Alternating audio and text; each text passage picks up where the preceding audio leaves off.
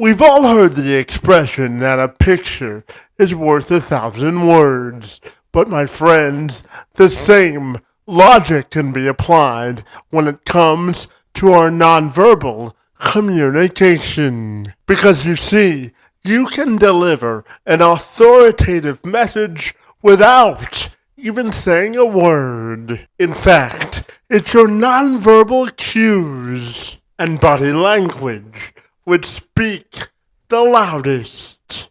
They can put people at ease, develop trust, and draw others towards you. At the same token, your body language or nonverbal communication can also offend, confuse, or undermine the message you're attempting to deliver. Which is why your nonverbal communication is just as important when you're attempting to configure messaging you're intending or you want others to gravitate towards. For over a decade now, my friend Devin Bisanz has been shaping international speech champions, coaching TEDx luminaries, keynote speakers, and if that wasn't enough, he's even been fine-tuning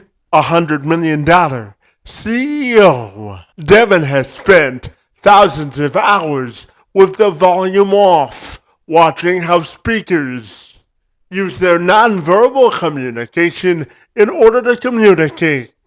In order to learn every detail of their nonverbal communication, he's a speaker himself who has given over 2,000 presentations, and he knows how to educate, entertain, engage, and keep messages short and value-packed. He's experienced adversity, overcoming obstacles, and learning what it means to reinvent himself. Because you see, in 2002, Devin's street bike was rear-ended by a speeding pickup truck. His helmet was ripped off of his head. He had an out-of-body experience and sustained a traumatic head injury for the next 7 years. He joined me this week to talk about it all and how he's helping to empower speakers to craft their signature story and turn it into money. I'm Kevin McShann. Let's have this conversation.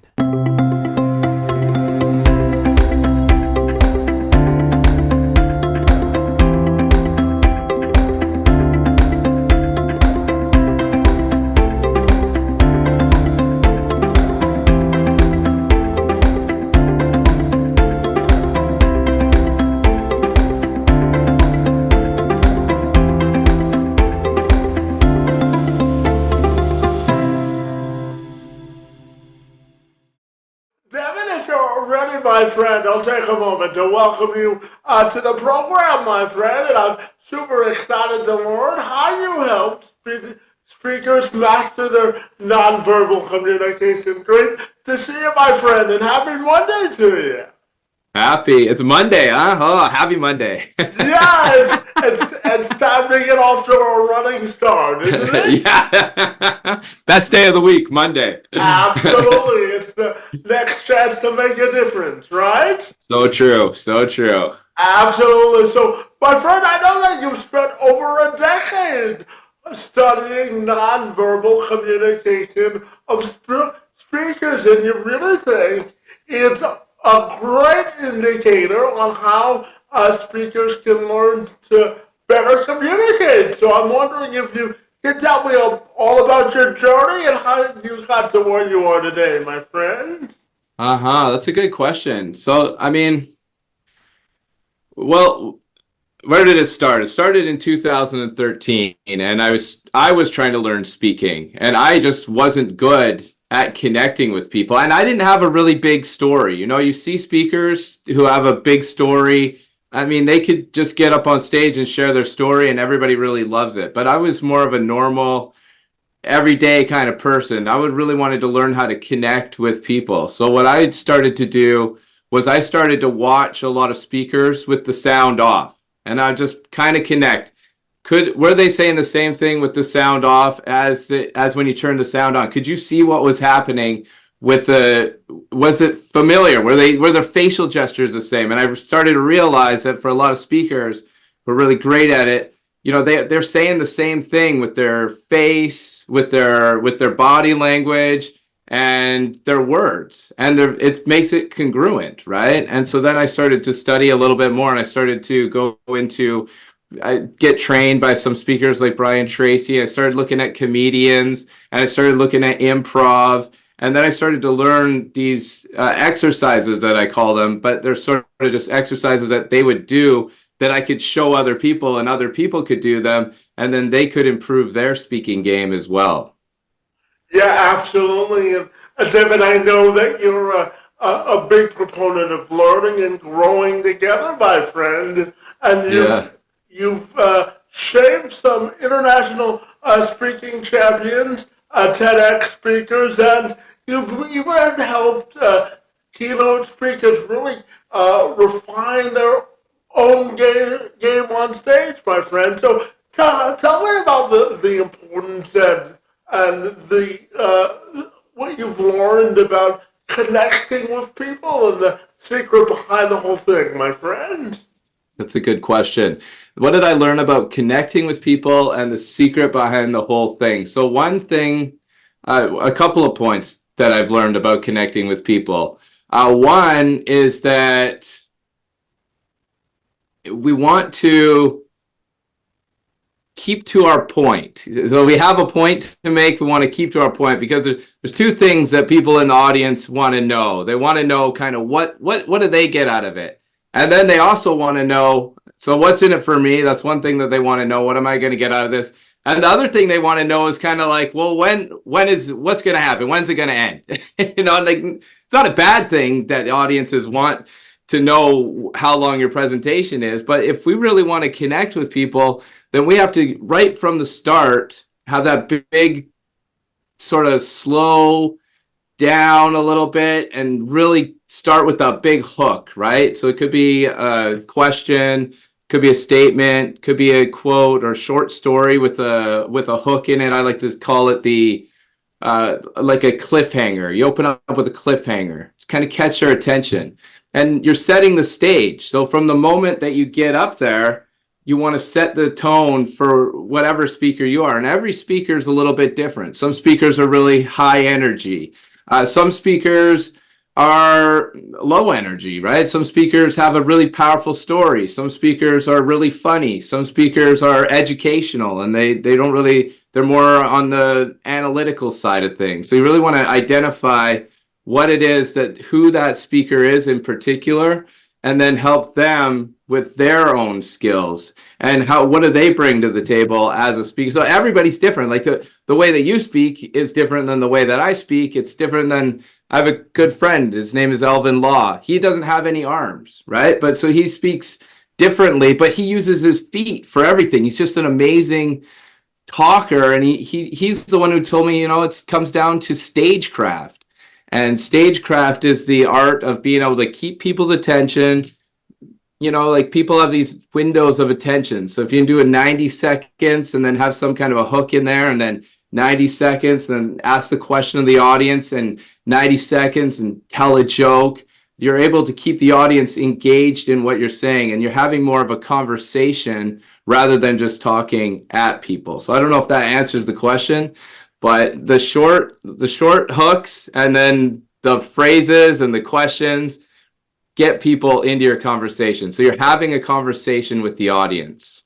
Yeah, absolutely. And that's part of keeping messages short and engaging and value-packed, isn't it? Yeah, exactly. Yeah, 100. And if you can do that, and you can do it on any platform, well, now you got into you're into your own skill, your own character. Yeah, absolutely. And Devin, tell me, what do you think is the key to really delivering an engaging and value-packed message as a speaker? What do you think is the key there, my friend? I think the key to delivering a value-packed message is, I mean, all speakers are going to tell you it's to be authentic, it's to be yourself.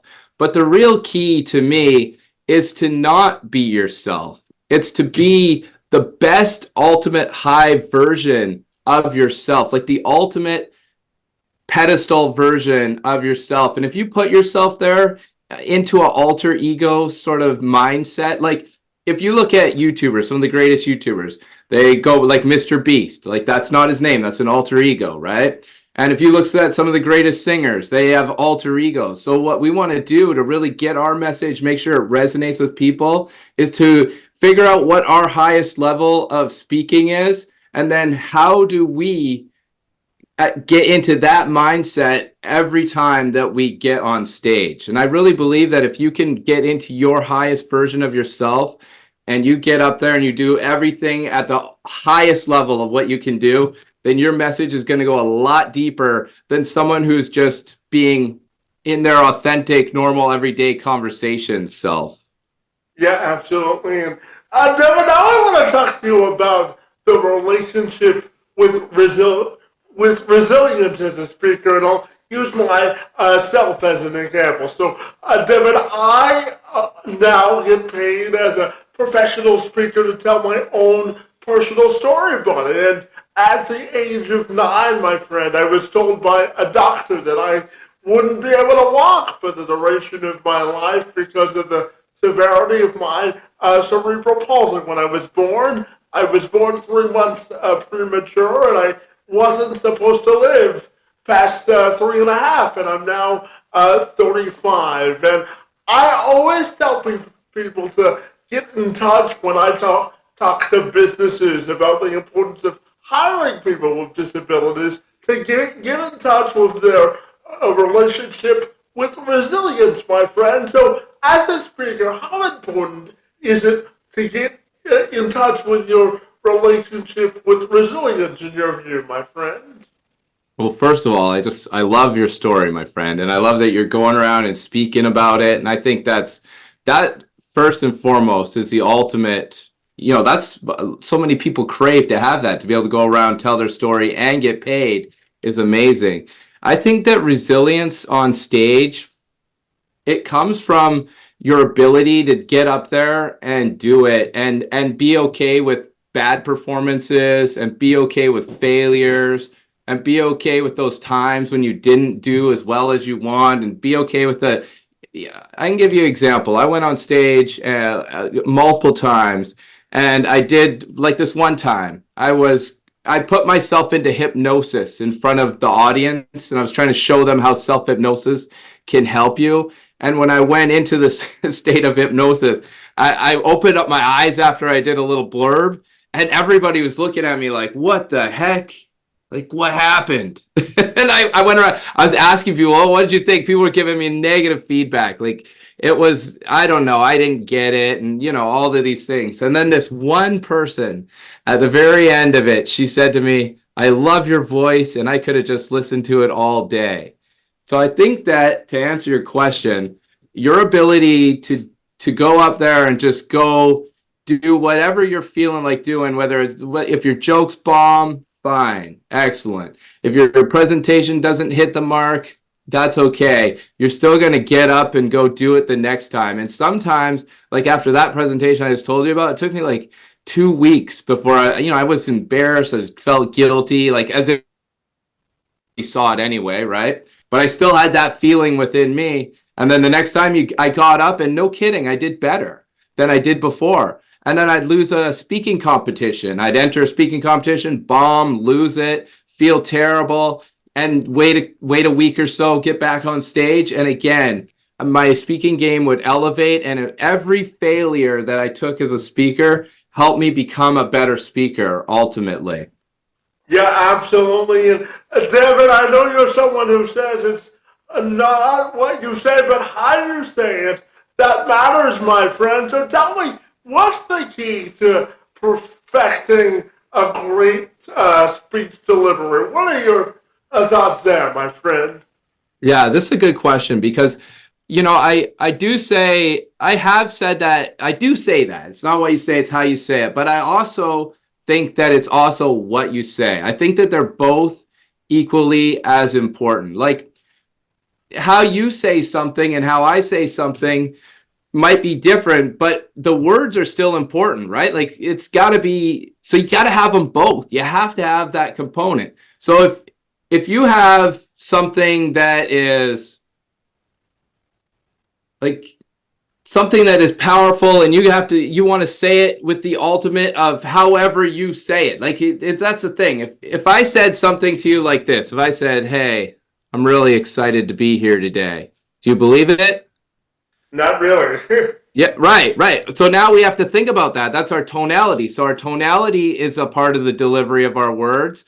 And then the pauses, that's a part of the delivery of our words. And then even like facial gestures, like even if we smile or we raise our eyebrows or we have a head tilt, some people tilt their head.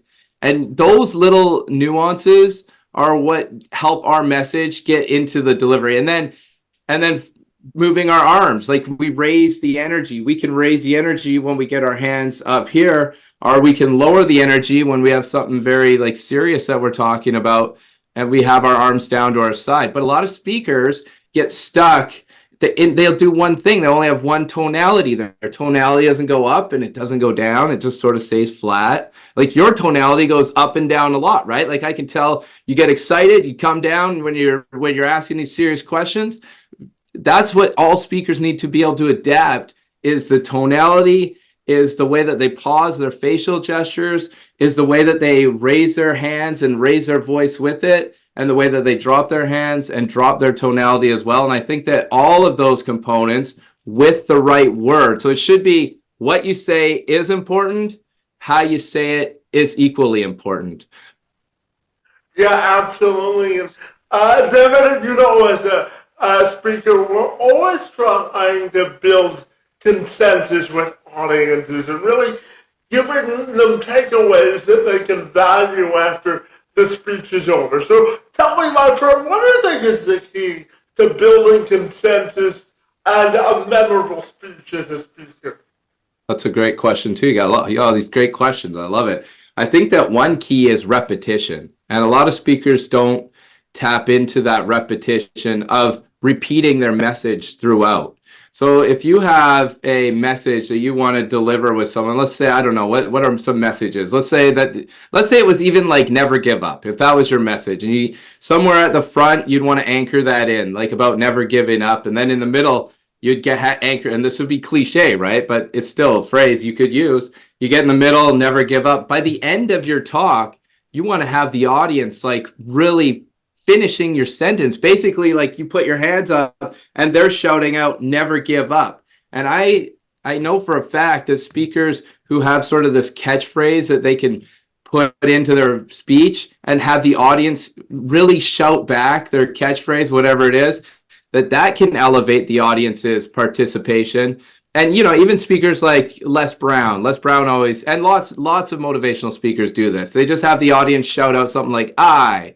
So it's like say I, and the audience will say I. So just having the audience all shout something out together, that's a great way to get your message to be impactful. And it's a great way to be a memorable speaker as well. And then you could use, if you have props, props are good too. I mean, not a lot of speakers are using PowerPoints. So if you have maybe you have a picture you want to anchor PowerPoint, like creating these anchors for the audience. Because remember, they're not going to remember what we say. They're going to remember how we make them feel. And if we can give them a catchphrase or a tagline to walk away with, they're really going to resonate with us they'll talk about it with other people that they see at that conference or event when they're talking to their friends. Yeah, absolutely. And Devin, just before I ask you about your accident in 2002, my friend, I wanted to go back to the whole notion of not giving up. So I'll just share just one more story about myself. So when I graduated college with a sports journalism degree, my friend, but because of my disability, when I graduated college, I was rejected by 10 news directors who told me I had a lot of energy, effort, and enthusiasm for the business of being a sports broadcaster, but because of my disability, they viewed me as a liability. And Devin, it took me 6.5 years out of college to get my first paying job. So I now go around talking to business owners and entrepreneurs and those who run companies about the power of hiring folks with disabilities and the power of looking beyond the label. So I'm curious to ask you about authentically connecting with an audience and telling them or trying to relate to where they are. How important do you think that is? Hmm. Well, I truly, here's one thing that I think about that. I think that we are our own brand. And when we go in front of an audience, it's important that we remain true to who we are. And I think that it's important to bring an audience into our world rather than us try to get to know the audience. Like a lot of speakers, your audience. They'll go out. Who are they? What do they do? All of these things till they know everything about the audience. But when I look at it, I'm like, but the best speakers are up there bringing the audience into your story. And I think that if we can remain connected to who we are, then you know what? Some people in the audience aren't going to like it. That's fair enough. That's where we got to be comfortable with that. Some people, whatever. Some people are going to love it no matter what. That's amazing. And that's amazing as well. And then all the people in the middle, I mean, those are the people they could go either way, but those are the people we want to win over. And the best way to win those people over is to bring them into our world. So your world, you're going through all of that. That's what you're talking about. I wouldn't be, for someone like you or anybody at all. I would be less concerned with trying to think about how I can connect with what I need to say for you, and more about how can I bring you into this world that I live in. Because if people come into your world, like it's like when you read a book, they're coming into your world.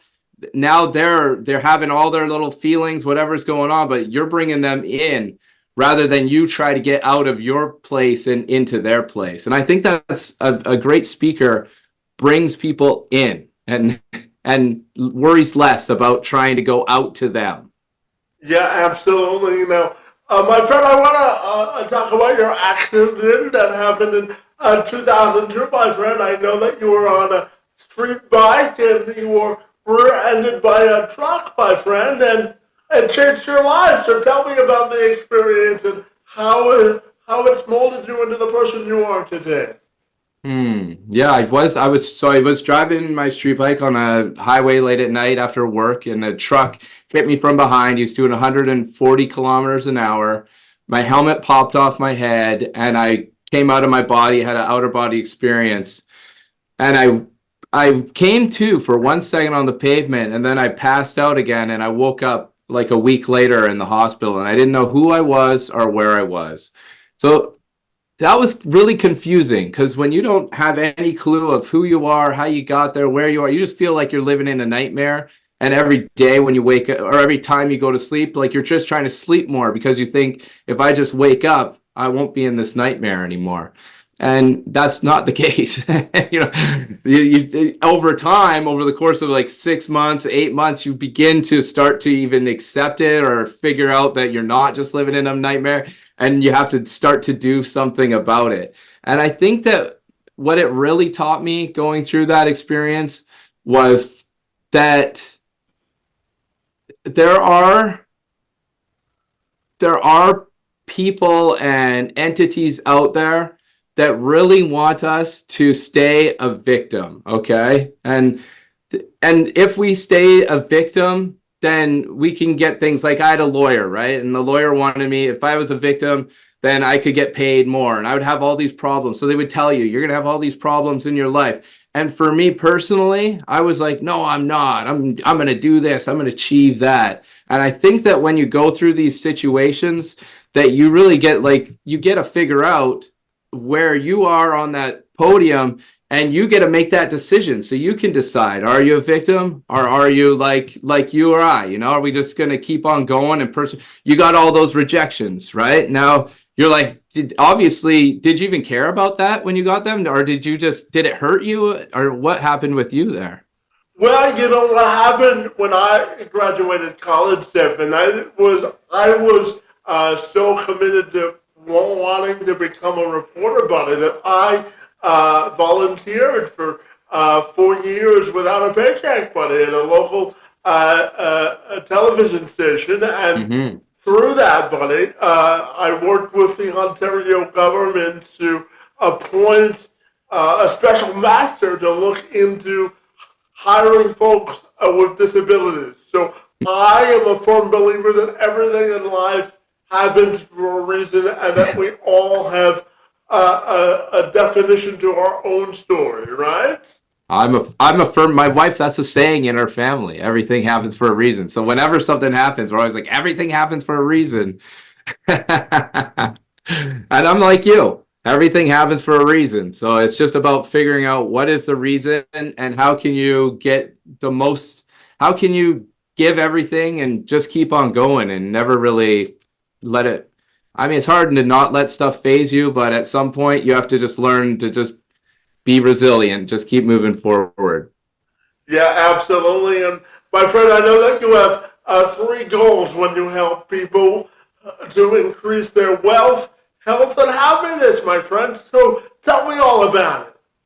Well, I think that speaking alone helps you do those 3 things. I've done a lot of personal development. After that motorcycle accident, I went to like Brian Tracy, Jack Kent, like a lot of the older guys, and because there was no social media at that time. So I'd go to these events and conferences. I'd be the youngest person there. And of all of that training, all leadership and all of that, it wasn't until I got into speaking that I said, oh my goodness, this is literally the best personal development tool, because we talk ourselves into or out of anything. So when we really learn to develop how to be a great speaker, how to share a story, then we automatically will start thinking in a wealthier way. So we develop a wealthier mindset where we want to go chase these things. We want to get these things. We want to talk about it. We want to share our stories. Health. We a lot of people, we're going through our lives and we're talking negatively about our health. We're looking in the mirror going, oh, I don't look good, whatever it is that we're saying. But if we can learn how to change that, again, that's a speaking thing, because if you're listening to yourself speak and you're hearing all this negative stuff, then you automatically, if you're a great speaker, you want to change it, because you know that you don't want to be rattling off negative things all the time. So suddenly now you're thinking more in a healthy mindset. Let's get the gym. Let's play some sports. Let's do some walking. I want to do these things. And we start thinking about, what do I want? What do I want? What do I want? It might sound, I don't know how it sounds to say I all the time. Don't want to do it on a date, right? But if you start doing that for yourself, I want to get this. I want to be healthy. I want to have better relationships. And I find that by speaking, it's not about speaking outwardly to everybody else. It's about speaking inwardly and controlling our inward way of thinking and our own way of speaking to ourselves. And then when we're speaking out, it comes out naturally the same way. Yeah, absolutely. And Devin, what do you think is the key to gaining confidence on stage as a speaker? It's another great question. I think the real key to gaining confidence on stage is to, number one, is to know what you're doing. It's to learn from somebody. That's the most important part. You learn about the structure. You learn about how you say it. You learn about how to add jokes and humor into it. And then the second component to that, so you have the knowledge of speaking. The second component is to get up there and just do it, and to fail at it. But you're failing differently, because now you're failing, but you're doing things that you you understand, right? So you have the knowledge with the experience. And I think a lot of speakers, the problem that they have comes from they're thinking that if they just get the experience, that's going to be the knowledge. But there's two components to it, and you really have to have both of those components. So when I go on stage and fail, and I'm recording everything, and every speaker, you want to record yourself and, get comfortable listening to yourself and, seeing you're a beacon, you're a message. You have to love yourself. And then that's how you're going to get your love out of yourself and into the world. So I think there's two components. One is to get educated, to understand what speaking is and how to do it. And then the second way is to get that experience and to go through the failures and all the hardships that every speaker's gone through. Like, have you ever had a bad experience on stage, Kevin? Oh, so many. But life is a learning experience, right? Me too, brother. I've had many. And I think every major, great, powerful speaker that you ever talk to, they'll all say that they've had many, right? Well, it's the only way you grow. You grow by experience, right? Good, bad, or indifferent, right? Exactly. 100%. Yeah, absolutely. So, Devin, tell me, how do you think people can learn from their nonverbal communication or silent signals to become captivating speakers? What do you think is the key there, my friend? Well, one key there is to, again, we're kind of going back to the how we say it, but really to think about those pauses, those moments where we say something really smart and then we pause, but we do it non-verbally. When I'm pausing, I want to nod my head a little bit. So I'm leading the audience. So if I want the audience to nod their head, I'm going to nod my head a little bit. I'm going to pause. I'm going to say something really smart. I don't even have to say something smart and nod my head. And you're going to look out and you're going to see people nodding their head. And I think that if you lead, you sort of lead what you want. Like if you're asking a question, to ask the question, and if you just put, if it's a yes or no question, to actually lead the way, like yes or no, have you ever felt this way? So that people are there because you're leading them. And I think that if you start to do these little nuances, like nod your head when you say, smile when you tell a joke or something funny. It's okay for a speaker to laugh at their own jokes. We're not comedians, but even comedians nowadays laugh at their jokes. It's if we have something that's clever, tilt your head a little bit. So you put your head a little bit, raise your eyebrows, and just take a moment to just kind of look out at the audience and be comfortable with that silence. Silence is golden for speaking. Just as long as it doesn't last too long, right? Well, again, yeah, if it lasts, I don't know though. That there are times when somebody will be really silent, like almost for too long. It's like they forgot about what they're gonna say next. It's just like drinking alcohol, Devin. Everything in moderation, right? Yeah. And there's two components to that. Sometimes you'll say a punchline and you'll be silent and nobody will laugh, right? And then, and then you want to have these like savor lines, like things to save that. If you can save a moment, like if something happens, nobody laughs at your jokes, say, oh, you didn't like that one. That's okay. I got 100 more where that came from. Well, that's called turning a negative into a positive, right? Yes, and I find that if you learn how to do that, you're going to be much better than turning a negative into a negative by saying things like, oh, tough crowd. Like those things are not going to fly. But by you being able to accept it and turn it into a laughing moment for yourself, you're going to be able to win back the audience. Yeah, absolutely. And Devin, you've alluded to it a couple of times, but I know that you believe that telling jokes in a speech and having magnetic hook lines and phrases is important, my friend. So tell me why that's so important and crucial to a successful speech.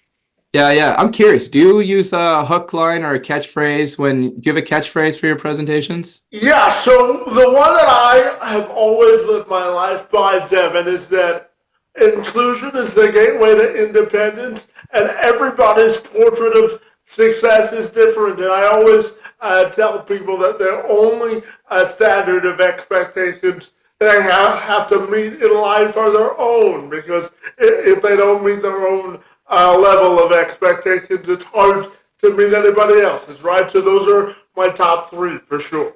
See, look at this, everybody. So Kevin has like catchphrases that he uses, but all the great speakers have them. That's why they're so important.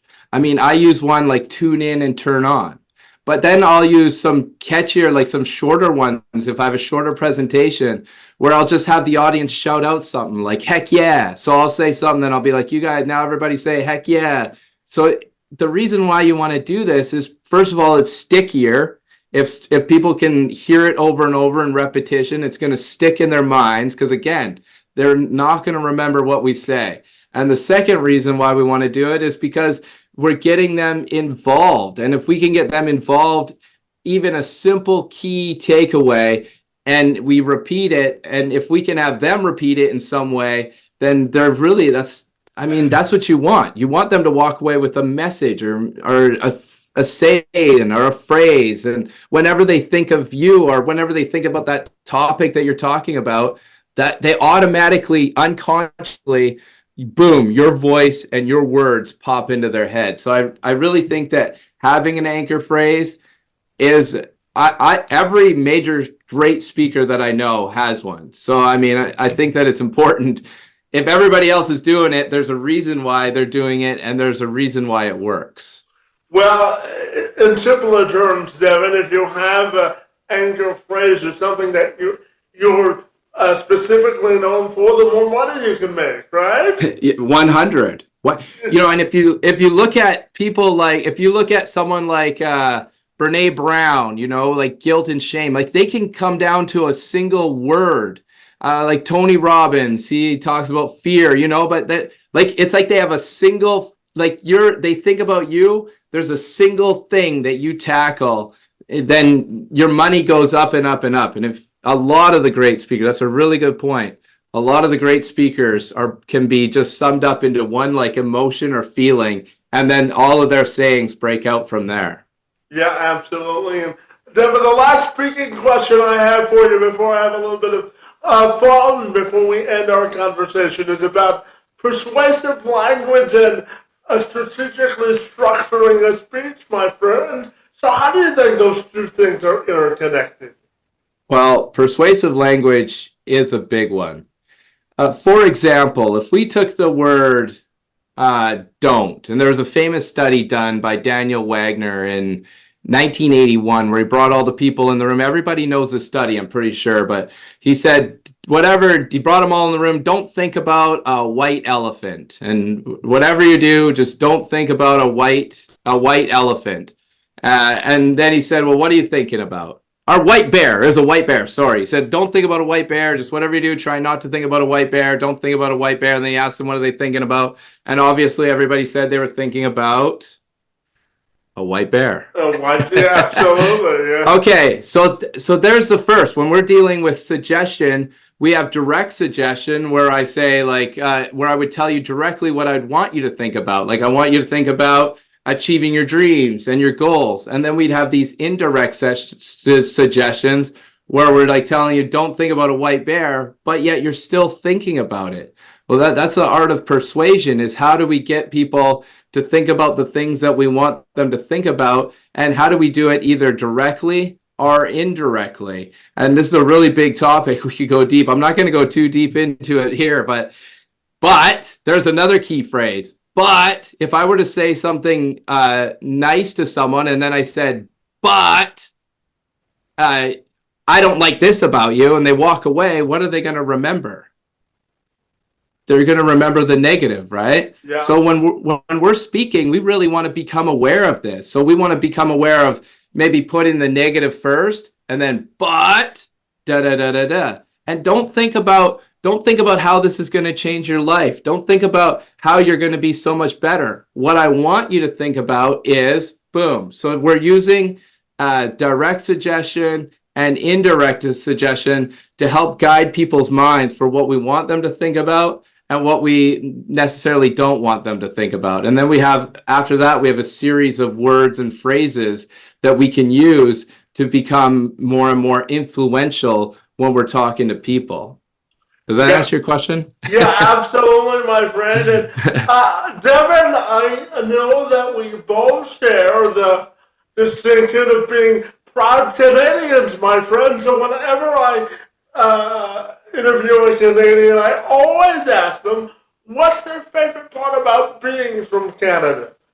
Well, my favorite part of being from Canada is I'm a BC boy, and I was born in BC, and I was raised here. And whenever I still live in BC, and whenever I leave BC and I go to like across Canada, I love Canada all the way over to the East Coast. But whenever I come back to BC and I see the mountains when I'm coming back, and I just like, oh, I'm home. I totally get that, for sure, my friend. Absolutely.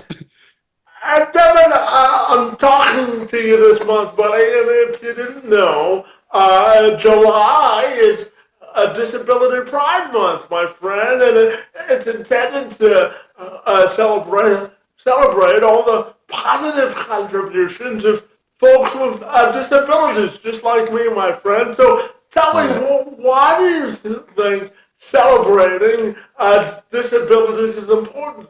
What are your thoughts there, my friend? Well, honestly, I think that it is more and more important because look at how suppressed these, like disability, when you're younger, like my grandma's age. When my grandma was a kid and something like my grandma herself, when something would happen to someone, they would just, oh, they don't fit into society. And my grandma had to go through like shock therapy, right? That's crazy to think. I mean, I think they still do some form of shock therapy today, but they would just put you into shock therapy. They would segregate you immediately. So as we're getting along, like look at you're talking right now about hiring disability people or disabled people for your job. Like that's powerful because there are so many jobs that you can do and everybody likes to contribute back. To every single person wants to feel like they're contributing some way to, or I think they do anyway, maybe not, but and so it's important that we learn how to contribute, where we can contribute. We make people feel that they can contribute, and we make people feel like that we're all able to step up and enjoy the fruits of this world. Yeah, absolutely. And my friend, I found a question for you today. Has to do with legacy, my friend, and how you want your personal and professional legacy to be defined, my friend. What are your thoughts there? Yeah, I love that question. You know what? I've had this question in some forms before, and one thing that I really love for myself is looking back through my family history. My mom did a big family history on our family, dating it back like almost 1,000 years. And for me, like I'm a part of that legacy. So it's like bigger than myself. It's like, what am I contributing for in my family for future generations? So when I'm looking forward and I read books from my relatives from way back, I'm like, these are so amazing and they're so powerful. I love it so much. So I just want to continue sort of that legacy of like my bloodline and my heritage. And I want to, as I'm moving in the future, thinking about 1,000 years from now, I want people to be looking and know who I was and be able to read some things that I wrote. And I think that would be powerful. So, I mean, the rest of the world, that's awesome. But I'm doing it to like inspire like the closeness of the people around me as well. Because I think that I take a lot of, I love it. Yeah, absolutely, my friend. And finally, tell me, if people want to get connected with you, my friend, what's the best way they can do that? Because I know, in addition to your website, my friend, you have a free Facebook group as well. So what's the best way people can get connected with you? Yeah, that's awesome, Matt. I have a Facebook group I just started a little while ago. It's called the Empowered Speakers Circle. So they can find us on Facebook, the Empowered Speakers Circle. Or anybody could connect with me by simply Googling my name, or even my name is my website. So www.devin, Bisanz, ANZ.com. You can find me there, or go on Facebook, the Empowered Speakers Circle, and I love connecting with speakers. Well, absolutely, my friend. I have to tell you, I am a smarter speaker for having this conversation, and I want to thank you for elevating the art of speaking and helping other people realize their moment of prosperity in the space. My friend, your work in the space and time on my behalf is most appreciated, and I want to thank you for being here this afternoon to engage in conversation. It's most appreciated.